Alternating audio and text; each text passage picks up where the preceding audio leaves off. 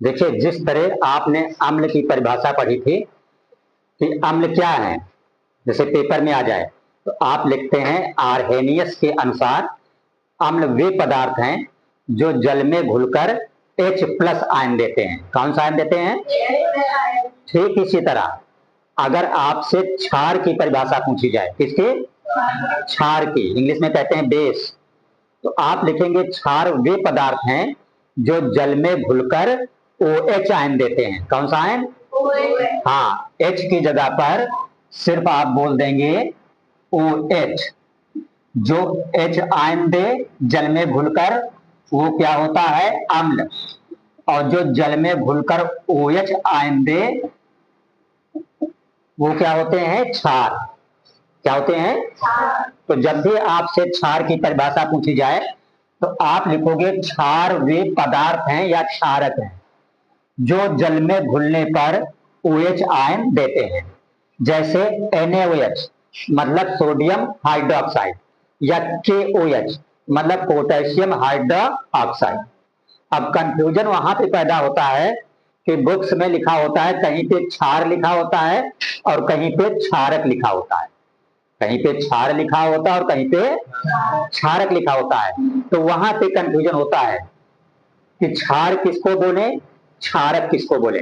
तो आपको ध्यान रखना है क्षार वह पदार्थ है जो हमने अभी भी बताया कि जो जल में घुलकर क्या दे? OH ion. लेकिन क्षारक वो पदार्थ है जो जल में घुल भी सकता है और नहीं भी घुल सकता है। ये कंडीशन है। मतलब क्षार जो है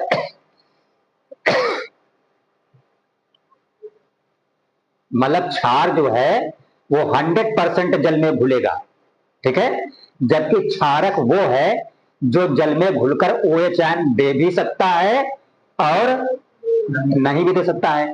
तो जैसे मान लो जिसने जल में घुलकर OH दे दिया तो क्या हो गया? वो तो क्षार में आ गया।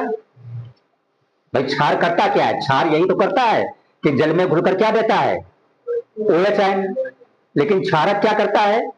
जल में घुलकर OH आयन देता भी है और नहीं देता है। तो जिस क्षारक ने जल में घुलकर OH आयन दे दिया वो क्या हो गया? क्षार हो गया। और जिसने जल में घुलकर OH आयन नहीं दिया वो क्षार नहीं रहा, वो क्या रहा? क्षारक ही रहा। अंतर कंफर्म हुआ ना? बिल्कुल क्लियर हुआ कि क्षार जितने भी हैं जल में घुलकर क्या देते हैं? OH ion.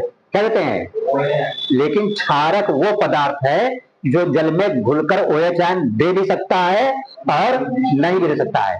तो जिसने दे दिया उसने तो क्षार की बराबर कर ली, बराबर कर ली, इसका मतलब वो क्षार हो गया। और जो क्षारक जल में घुलकर OH आयन नहीं दिया जिसने, वो क्षारक तो है बट वो क्षार नहीं है।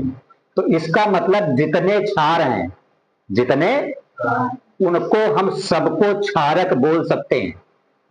जितने क्षार हैं सबको हम, लेकिन जितने क्षारक हैं सबको हम क्षार नहीं बोल सकते।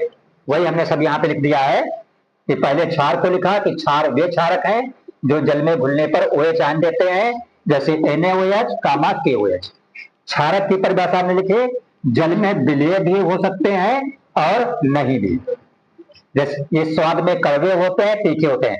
एग्जाम्पल ZnO मतलब जिंक ऑक्साइड, Fe का मतलब आयरन, और Fe3 तो फेरिक हो जाता है, Fe2 है तो फेरस और Fe3 है तो फेरिक। तो FeOH का होल थ्राइस मतलब फेरिक हाइड्रो ऑक्साइड। यहां पे हमने लिखा है कि क्षार और क्षारक में बेसिक अंतर क्या है। तो सभी क्षारक जो है ये क्षार नहीं होते, सभी क्षारक जो है क्षार, क्योंकि सभी क्षारक जल में नहीं घुलते इसलिए। लेकिन सभी क्षार ये जो है क्षारक होते हैं। जैसे मैग्नीशियम हाइड्रोक्साइड जो है ये क्षारक है, ये पानी में आसानी से नहीं घुलता, ठीक है। तो ये अंतर था मेन क्षार और क्षारक में। नोट कर